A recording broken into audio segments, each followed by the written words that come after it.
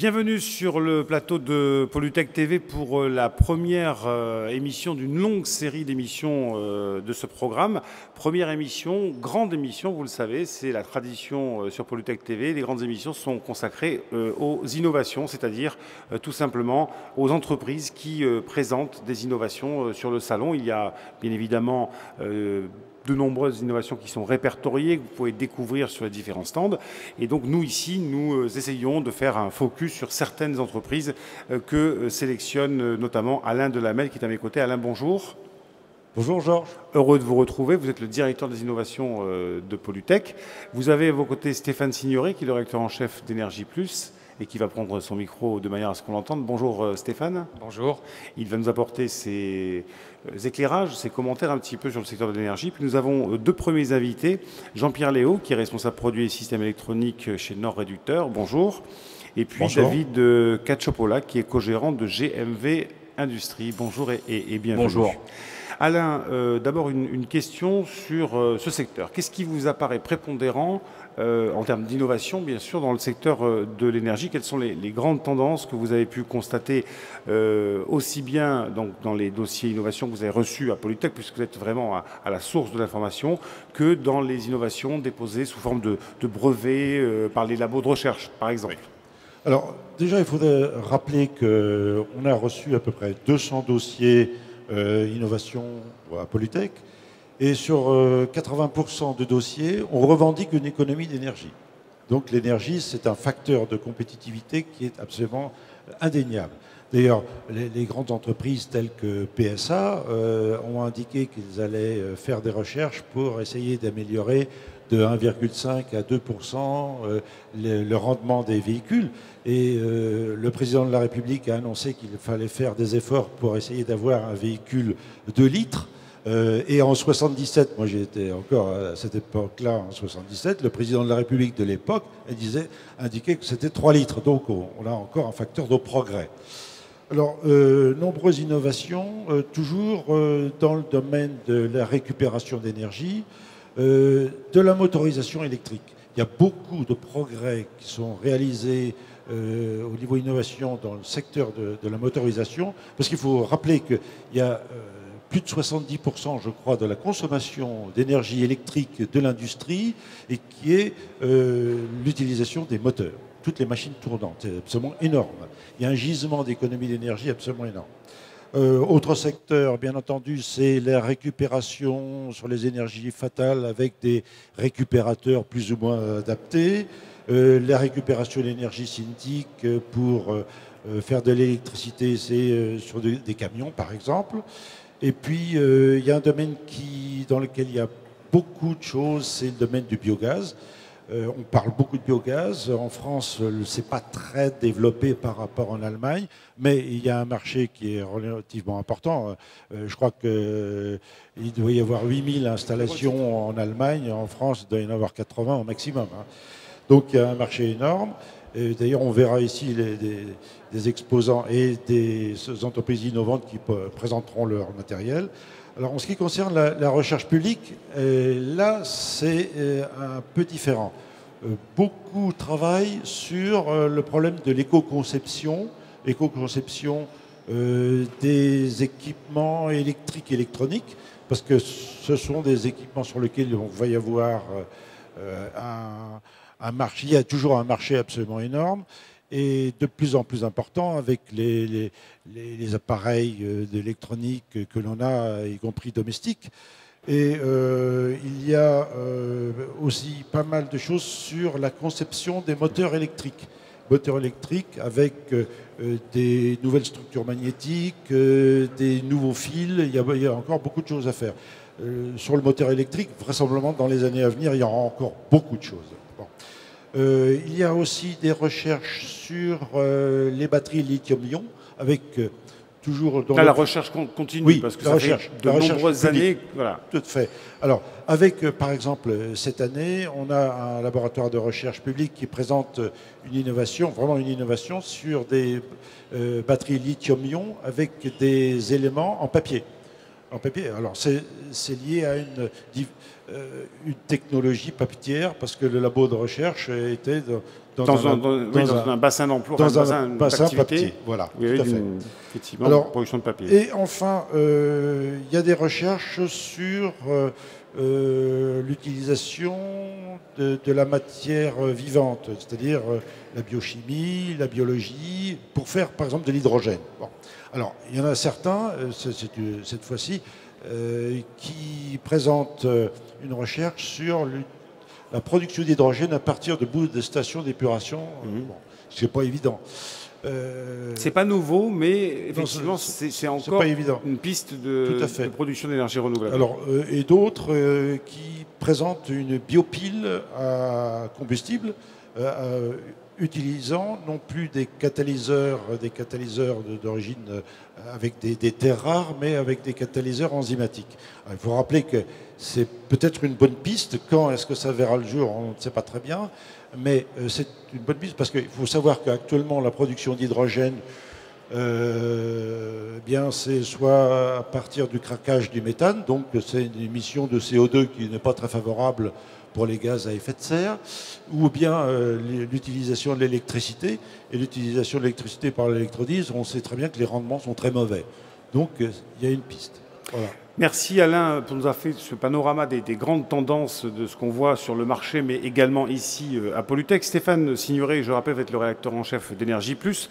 Moi j'ai une question sur finalement ce qui déclenche l'innovation, ce qui déclenche les brevets, les licences, etc. Est-ce que, question assez simple, est-ce que les pouvoirs publics mettent assez d'outils en place pour inciter les entreprises à se lancer et aussi je dirais le consommateur et le monsieur lambda à s'y mettre de son côté, ou est-ce qu'en fait c'est la réglementation qui tire le secteur? En fait, comme Alain l'a dit à l'instant, il y a déjà une très grande diversité dans les innovations. On le voit, et encore, il a fait qu'effleurer certainement la totalité de ce qu'on peut imaginer. Et je dirais, du côté des pouvoirs publics, c'est un peu la même chose en fait.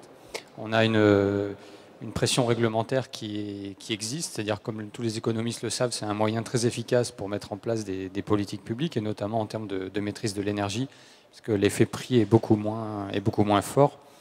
Il y a aussi d'autres outils qui sont plus des outils en amont d'aide à l'innovation. Alors dans les pressions réglementaires, il y a des choses, bon, je ne vais pas les lister bien sûr, il y a des choses dans le transport où on va inciter effectivement les transporteurs à mettre sur le marché des véhicules qui émettent de moins en moins de grammes de CO2 pour chaque kilomètre parcouru.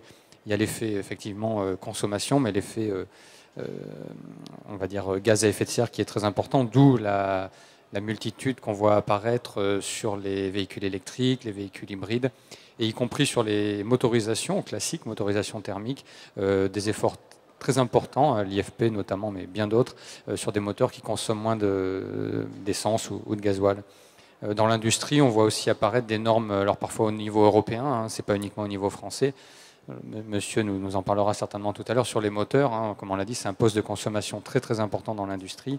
Bon, il y a une nouvelle norme où on classe différemment les moteurs et on pousse vers le haut les performances. Et ça, l'air de rien, c'est quelque chose de très très important.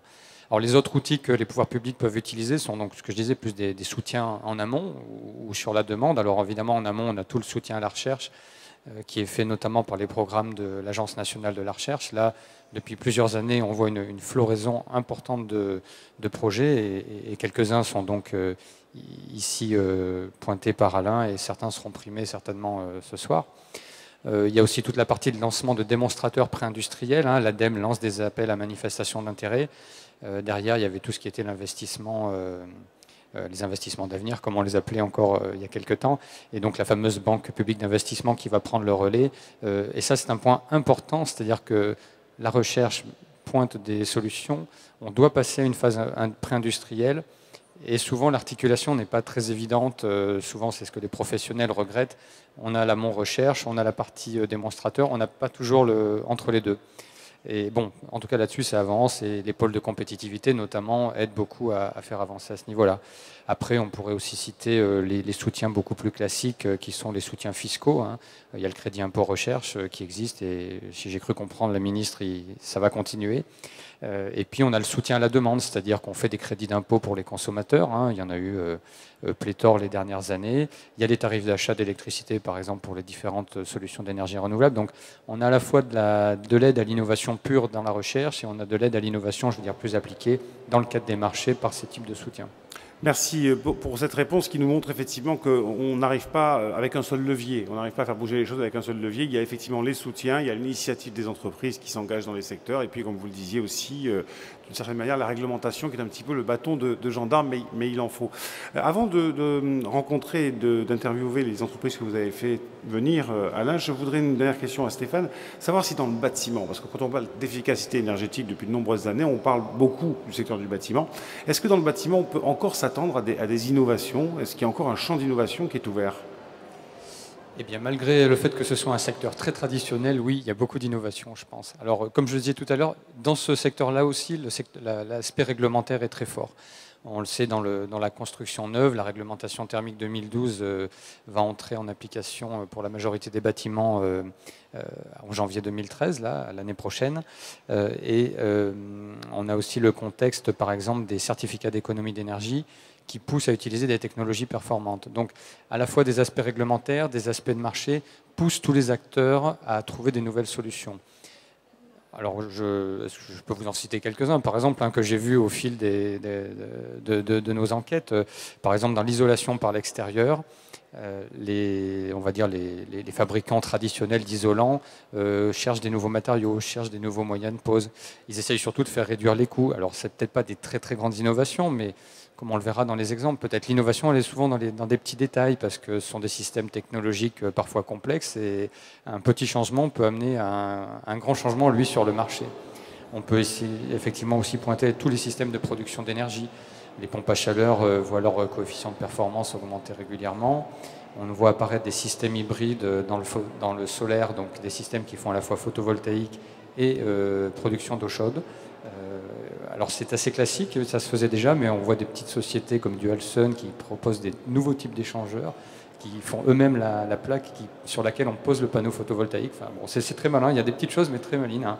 On voit aussi des solutions comme, qu'est-ce que je pourrais vous citer d'autres, Helioclim, c'est une société qui a créé des systèmes solaires qui utilisent un système à absorption et qui lui permet de faire du froid comme du chaud. D'ailleurs, oui, c'est un sujet qu'on évoquera tout à l'heure avec Guillaume Planchot de chez IDEX, qui est un petit peu un assemblier de toutes ces petites entreprises qui innovent, et on le recevra dans la deuxième partie de cette émission.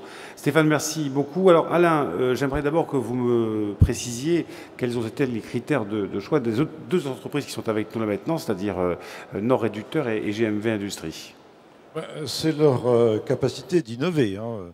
Et donc la première société, c'est donc Nord Réducteur, qui présente un matériel compact, c'est-à-dire qu'il est assemblé, c'est-à-dire qu'il y a le moteur et le variateur de vitesse en même temps, qui évite d'avoir tout un tas de câbles et de la puissance derrière. Et je crois que c'est un grand progrès, hein. Absolument, c'est un axe que la société Nord Drive System. Donc, Nord Drive System, c'est un axe choisi, c'est-à-dire le variateur de fréquence monté sur le motoréducteur. Je rappelle juste en 30 secondes ce que vous disiez, c'est que 40% de l'énergie électrique est consommée par l'industrie et les 2 tiers sont liés aux équipements de motorisation. Donc, l'utilisation de variateurs de fréquence situés sur le motoréducteur a de nombreux avantages. Vous l'avez cité, les câbles, la proximité de l'électronique, des commandes. Mais vous avez également une fonction dite de magnétisation qui permet de faire des économies d'énergie, puisqu'on en parle. Donc, associé à tout ce qui est moteur IE2 et en 2015 IE3, l'utilisation de variateurs de fréquence est très nécessaire. Vous pouvez nous rappeler ce que c'est IE2, IE3 ? Ce sont des normes qui classifient l'efficacité énergétique des moteurs, et en particulier, plus on monte de l'IE2, IE3, IE4, nous avons des rendements améliorés, dus à la conception propre de chaque moteur.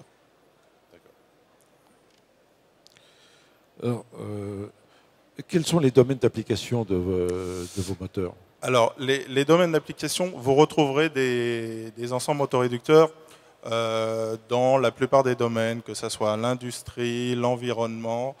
Mais nous sommes sur le salon Polytech et nous parlons d'énergie et l'utilisation de variateurs de fréquences embarqués dans les domaines de la pompe, de la ventilation, tout ce qui est compresseur, tout ce qui est convoyage horizontaux.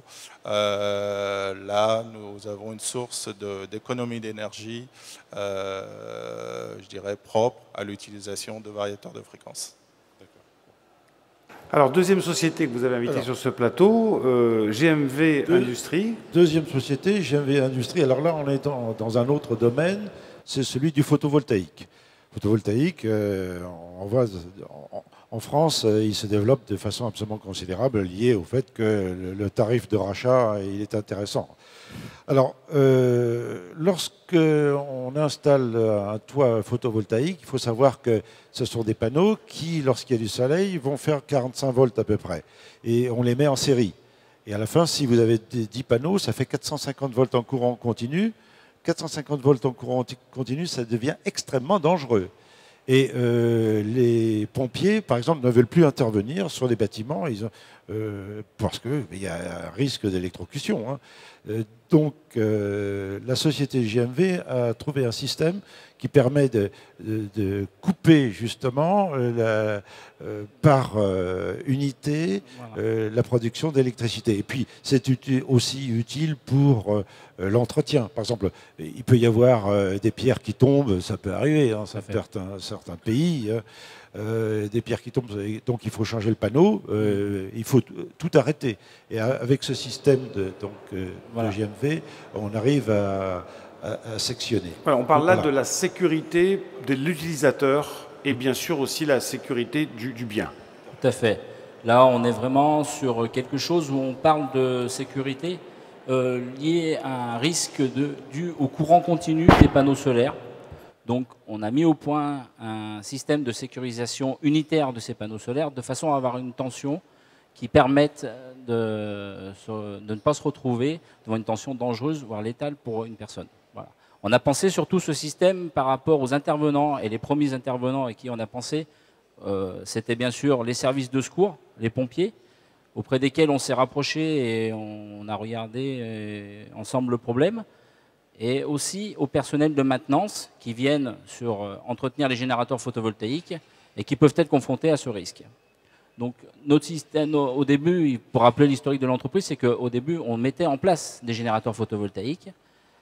Et à l'issue de la mise en place des générateurs photovoltaïques, on s'est confronté à ce problème. On a regardé autour de nous s'il existait quelque chose pour parer ce souci d'électrocution. Non.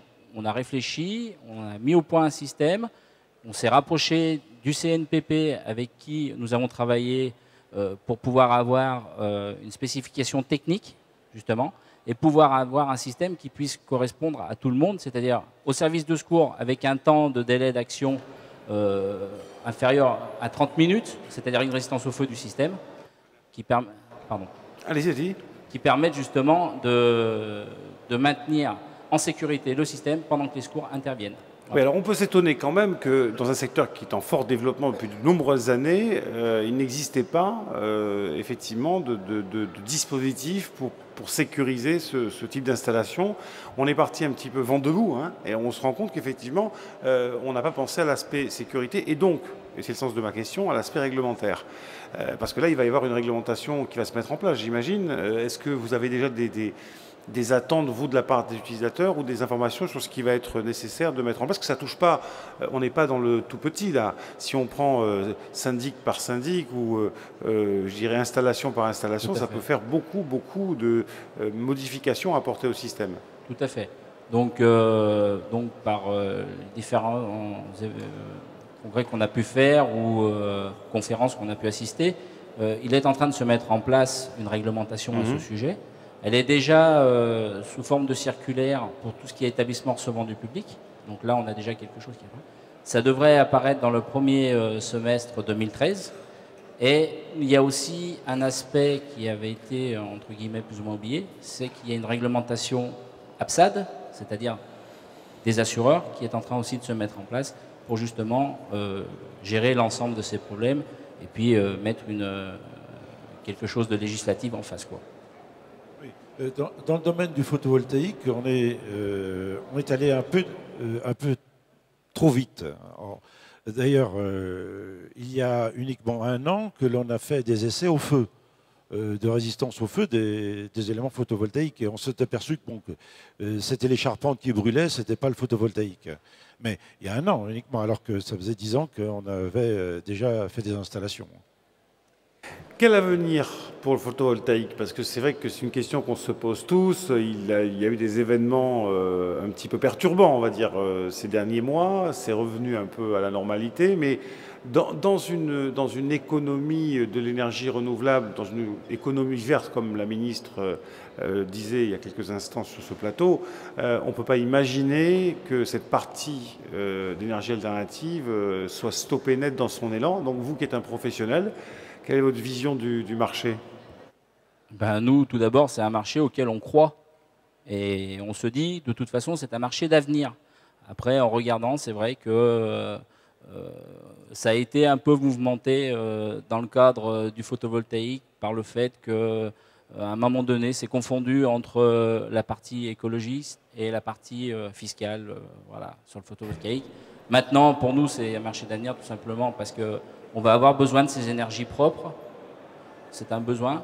Ça permet d'avoir du courant électrique sans avoir, entre guillemets, d'entretien spécifique. Parce qu'une fois que vos panneaux solaires sont installés, il n'y a pas d'entretien spécifique de l'installation. Donc voilà, nous on croit vraiment en ce marché. On sait quand même qu'on ne connaît pas encore la durée de vie réelle, parce que c'est quand même une économie qui est relativement récente. On ne connaît pas la durée de vie réelle. Un commentaire là-dessus? Oui, il y a maintenant des essais qui ont été faits de durée sur 25 ans. Ils perdent à peu près 8% en 25 ans. Oui, ce qui est peu. Ce qui est peu. Ce qui est peu. Stéphane Signoret, qu'est-ce que le rédacteur en chef d'Énergie Plus pense de ce secteur du photovoltaïque? J'avoue que c'est un secteur très très intéressant parce qu'il a démarré très très vite, comme disait monsieur. Il a eu un coup de bambou sur la tête qu'il a pas mal ralenti, on va dire. Et en fait, bon, et finalement, je pense qu'on peut y croire. Effectivement, le pouvoir public essaye d'ajuster en disant attention, il ne faut pas que ça coûte trop cher à la CSPE. Si on regarde bien, on va atteindre nos objectifs 2020. Pourquoi les dépasser? Alors les professionnels disent l'inverse, disent au contraire, il faudrait les dépasser, ça serait très intéressant. En tout cas, moi je pense que ce qui est intéressant d'observer aujourd'hui, c'est, je vois que les professionnels de plus en plus, alors innovent d'abord, c'est très important, que ce soit pour des questions de sécurité ou d'autres, hein, il y a pas mal d'objets d'innovation, mais surtout, voyant cette contrainte du prix et du problème politique que ça pose, commencent à réfléchir à des solutions pour amener à l'autoconsommation. Donc des solutions qui sont couplées avec du stockage ou les solutions hybrides que j'évoquais tout à l'heure, parce que je pense que c'est l'avenir de se dire qu'au bout d'un moment, quand on autoconsommera avec un certain niveau de rentabilité sa propre électricité, ben, on n'aura plus ce problème. Oui, plutôt dans une logique de production et de revente. C'est vrai que ça paraît frapper au coin du bon sens, comme on dit, mais il a fallu un certain temps pour arriver à ce constat. Merci messieurs, je voudrais rapidement que M. Cacciopola me situe son stand.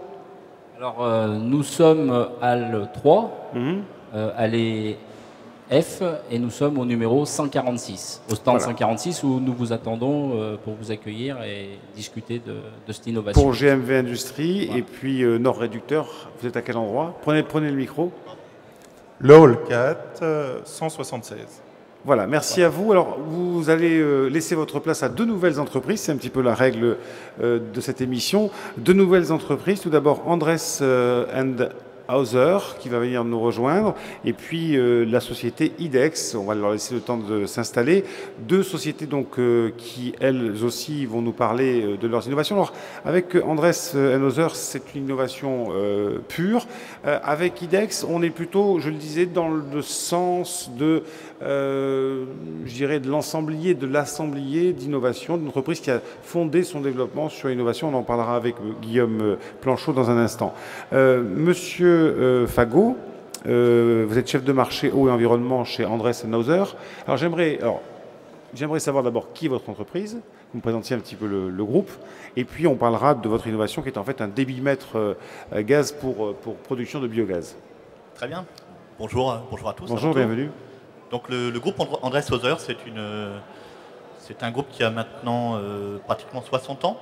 Notre cœur de métier, c'est la métrologie, le développement et la fabrication d'appareils de mesure, essentiellement dans les industries de process, donc le traitement de l'eau, l'industrie agroalimentaire, la chimie, la pétrochimie et également l'énergie, ce qui m'amène à participer à ce plateau télé aujourd'hui.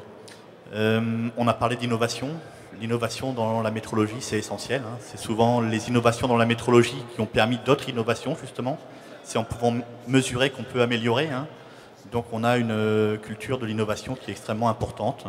On a déposé et on détient actuellement plus de 4500 brevets dans le domaine de la métrologie. Alors la métrologie, c'est bien sûr le nerf de la guerre, j'allais dire, et pas forcément que pour l'énergie, pour l'eau aussi. On sait que ce sont des moments, des dispositifs importants, que ce soit en économie ou pour essayer, alors sur les fameux smart grids dont on parlera tout à l'heure, les réseaux intelligents, c'est comment calculer, faire des statistiques, savoir comment un quartier consomme, comment on a par telle action fait baisser la consommation. Alors vous êtes intéressé au biogaz? Alors, dans l'application, dans le domaine de l'énergie plus spécifiquement, on a développé toute une offre pour avoir un système de mesure complet. On parle de plan de mesurage pour les installations. Donc, dans l'industrie ou les méthaniseurs, on peut mesurer l'ensemble des fluides en température, en pression, en qualité, en débit, avec différentes technologies. Et ces mesures s'intègrent dans des systèmes, des calculateurs, avec des outils de supervision et de gestion en temps réel des installations. Sur l'application méthanisation, donc le thématique qui nous intéresse plus spécifiquement aujourd'hui, on a développé un appareil très innovant qui permet de mesurer précisément le débit de méthane, le débit de biogaz en sortie de méthaniseur. Alors c'est une application qui est difficile. Le débit, on a différentes technologies, on a proposé déjà différentes solutions, mais spécifiquement en sortie de méthaniseur, on a des pressions qui sont faibles, on a des débits qui sont faibles, on a une humidité qui est assez importante. Oui, puis des débits qui sont inconstants. Et qui sont inconstants, exactement. Oui, bien sûr. C'est le principe même, d'ailleurs. On a innové avec un appareil qui est basé sur un principe de mesure ultrason, qui permet finalement, quelles que soient les conditions, dans les applications de mécanisation, de mesurer précisément le débit. Et en complément de cette mesure de débit, on a intégré un système de mesure de la vitesse du son. Et dans l'application méthanisation, la vitesse de son dépend principalement de la composition du biogaz. D'ailleurs, on voit effectivement le débitmètre voilà. que vous avez, on va dire, inventé, que vous avez mis au point.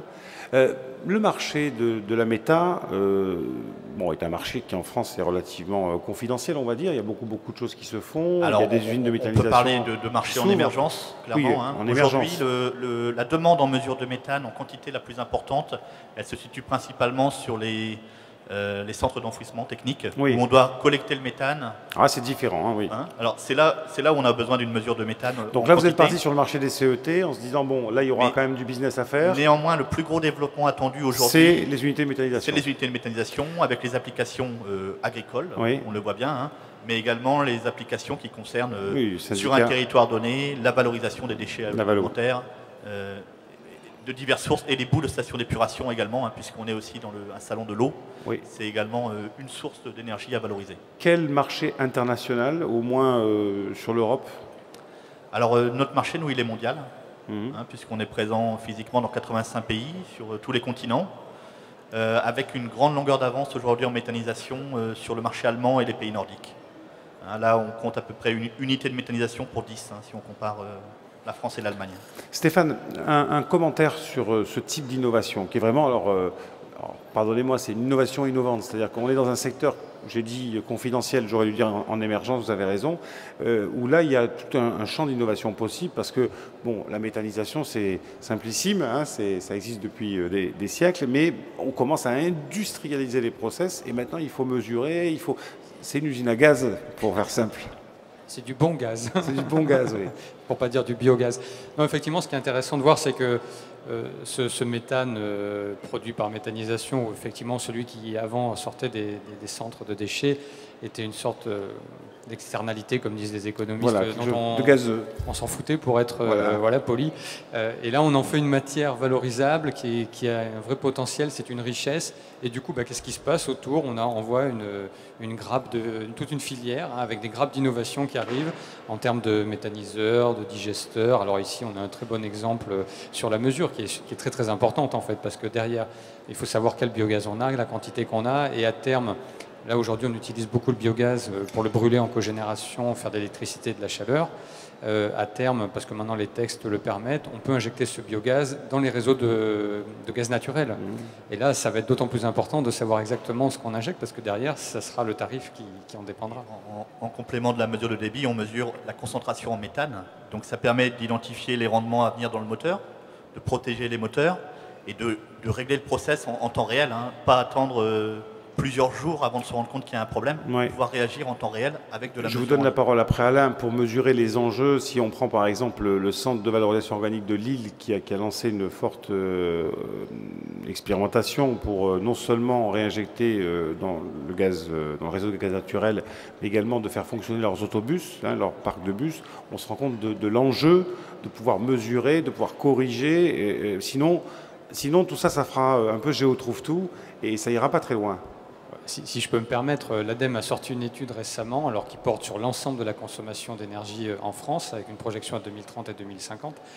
Sur le thème spécifique des transports, il montre qu'à l'horizon 2050, on pourrait avoir un tiers du parc qui reste en véhicule thermique, les 2 autres tiers étant en hybride et en électrique. Et sur le parc thermique, tous les véhicules particuliers, tous les véhicules utilitaires ne fonctionneraient qu'au gaz et au biogaz.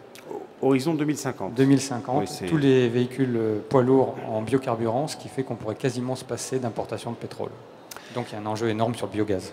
Un commentaire, Alain, rapide? Oui, le produit justement de Zendress est très intéressant parce que lorsqu'on a en sortie de digesteur, on a du méthane et ça peut varier entre 40 et 70% en méthane. Et si vous êtes en dessous de 50%, votre moteur il risque de claquer. Voilà. En effet, on produit mieux et on protège ces équipements, on les optimise, on optimise leur durée de vie.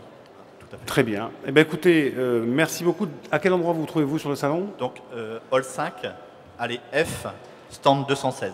Ah oui, comme j'ai posé la question au premier, ils se sont préparés. Alors, en effet, j'ai eu le temps de noter. Merci. Et alors, vous savez que vous avez des spectateurs de qualité, et notamment le président du Grand Lyon, M. Collomb, qui vient de nous rejoindre, et le président aussi de NEDO. NEDO, c'est l'équivalent de l'ADEME au Japon, M. Hato, qui seront nos invités dans un petit peu plus d'un quart d'heure, 20 minutes, parce qu'on a pris beaucoup de retard avec l'inauguration. On va essayer d'aller un peu plus vite. Alors, 4e invité, Guillaume Planchot, qui est le directeur de développement d'IDEX. IDEX, qui est une entreprise, un groupe indépendant en fait. Alors, IDEX, c'est un groupe indépendant et on va essayer de faire un peu la synthèse de ce qui s'est dit des 3 intervenants précédents, parce qu'on a parlé de recherche et développement, on a parlé d'étapes pré-industrielles, et moi je vais essayer de vous parler d'étapes industrielles. C'est-à-dire que depuis 60 ans, le groupe IDEX se veut indépendant puisque son actionnaire n'est pas un grand fournisseur d'énergie comme le sont nos concurrents. Et de cette indépendance est née une recherche perpétuelle d'innovation et de mise en œuvre d'énergies nouvelles et renouvelables. Et j'en prends pour exemple, puisqu'on parle de biogaz, Valorga, le procédé Valorga qui a été testé dès les années 90 à Amiens Métropole sur des ordures ménagères et qui fait office aujourd'hui de référence française en termes de méthanisation, puisque depuis 20 ans, nous avons réussi à faire fonctionner cette installation et à améliorer continuellement ses performances énergétiques et environnementales. Donc le groupe IDEX innove continuellement, notamment aussi cofondateur de la Compagnie du Vent, donc première éolienne installée en France, dans la géothermie, puisque les réseaux de chaleur sont le cœur du métier d'origine d'IDEX, la géothermie dans le bassin parisien, mais aussi en Angleterre. Donc pour toutes ces raisons, IDEX a innové à grande échelle, à échelle industrielle, en s'engageant sur des contrats de durée, en investissant dans les infrastructures énergétiques renouvelables pour garantir aux collectivités, aux industriels, des performances dans la durée. Alors vous parlez effectivement de démarches d'ensemble, globales, de démarches industrielles. Vous avez un exemple très précis à Boulogne-Billancourt. Alors on parlait tout à l'heure effectivement de production couplée de chauffage ou de climatisation. Et vous avez sur l'île Seguin, l'ancienne l'île qui recevait, enfin qui accueillait les usines Renault à Billancourt, un exemple de ce que vous mettez en place tout à fait édifiant. Alors, c'est vrai que là aussi, en fait, nous avons assemblé une multitude de technologies qui, c'est ça, c'est mettre en cohérence toutes ces testées et éprouvées à l'échelle pré-industrielle, mais que nous allons mettre en œuvre à grande échelle. Alors, effectivement, Boulogne est un concentré de technologies renouvelables, puisqu'il bénéficie d'une centrale déjà complètement intégrée dans les culées d'un pont, qui est refroidi par eau de Seine et qui permet de stocker sous la forme de glace du froid la nuit, aux périodes où l'électricité est moins chère et disponible puisqu'on n'arrête pas les centrales nucléaires la nuit. La deuxième innovation et la plus importante, ça va être le stockage géothermal intersaisonnier. Il faut savoir que l'île Seguin a, comme on va dire, les pieds dans l'eau, mais pas que la Seine. Il y a une grosse nappe phréatique qui existe sous ce site. Renault exploitait d'ailleurs cette nappe 5 millions de mètres cubes par an. Et ben, nous avons décidé dans la transition urbaine de ce site de faire aussi la transition de cette ressource, cet aquifère, pour mettre des thermofrigopompes, c'est-à-dire des machines qui soit fonctionnent en pompe à chaleur, soit fonctionnent en groupe froid, pour fournir du chauffage ou de la climatisation aux bâtiments qui sont raccordés. Et lorsque les besoins de chauffage et de climatisation ne sont pas concomitants, nous allons stocker l'énergie soit chaude, soit froide dans la nappe pour la récupérer la saison suivante lorsque les besoins s'inversent. Et oui, vous parlez, en préparant l'émission, vous parliez effectivement de 70% d'énergie provenant de l'énergie renouvelable, alors quelle que soit la géothermie ou éventuellement d'autres systèmes comme l'eau de la Seine. 70%, ce qui est énorme quand on sait que l'objectif national est de 50% à l'horizon 2020, c'est ça, hein, Stéphane? Alors, 2020, un peu plus, oui. Peut-être un peu plus. Un peu plus. Donc on arrive dès aujourd'hui dans des procédés, des dispositifs très innovants, à avoir une part très importante d'énergie renouvelable pour chauffer ou climatiser un quartier. Alors, allez-y. Question. La géothermie, c'est sur le néocomien, comme la maison de la radio? C'est la craie. Hein. C'est des puits de faible profondeur, environ 100 mètres. Donc en fait, c'est comme une pieuvre. Hein. Il y a une dizaine de puits, production, réinjection, dans tout ce quartier, là, qui sont répartis sur le quartier et qui vont justement permettre d'alterner le chaud, le froid sur l'aquifère et utiliser en source froide ou en source chaude cette eau. Alors, pour compléter, 70% d'énergie renouvelable, c'est effectivement plus que l'objectif national, mais il faut bien compenser puisque d'autres sites n'ont pas ces ressources naturelles locales. Il y a des opportunités sur ce site et d'autres n'ont pas, donc il faut compenser et faire mieux ailleurs pour compenser ceux qui ne peuvent pas. Il faut savoir aussi que 70% d'énergie renouvelable, on l'atteint aussi par la récupération de chaleur sur l'usine d'incinération d'Issy-les-Moulineaux, ICEAN, 400 000 tonnes traitées par an. Et donc, ça fait un mix énergétique qui allie énergie de récupération et énergie renouvelable. Merci beaucoup d'être venu nous voir. Vous êtes sur quel stand à Polytech? Alors, moi, je n'ai pas assez bien révisé, mais nous sommes au Hall 4, la ville durable. Nous intervenons à 17h pour présenter justement l'opération Seguin dans un peu plus de détails avec une animation et un petit film clair pour tous. On ne viendra pas, nous, parce qu'à 17h, on sera en plein prix des techniques innovantes pour l'environnement avec Alain. J'aimerais juste conclure pour dire qu'aujourd'hui, l'énergie, c'est 3 R. Réduire les consommations, les besoins énergétiques des bâtiments par la sobriété, la rénovation thermique. C'est recycler, en numéro 2, recycler l'énergie partout où elle est fatale. Aujourd'hui, il y a encore beaucoup d'énergie disponible dans les grandes industries ou même certaines machines. Et en 3, on remplace le fossile par le renouvelable quand on a épuisé les 2 premières pistes. Et si vous me permettez, pour faire la synthèse de ce qu'on a dit depuis tout à l'heure, j'ajouterai un grand S, c'est le stockage. Parce que c'est là-dessus qu'on gagne, qu'on fait des sauts technologiques. Quand on sait stocker, on a gagné quasiment le pari. Merci beaucoup à vous d'être venus. La prochaine émission, grande émission innovation, sera demain matin à 10h pile. ce sera sur l'eau. Et dans un instant, le temps de faire une petite pause, on retrouve Gérard Collomb et ses invités pour parler de la Lyon Smart Community, un projet extraordinaire dans le quartier de la Confluence avec l'aide de NEDO, qui est l'équivalent de l'ADEME au Japon, et puis plusieurs entreprises qui seront autour de cette table. À tout de suite.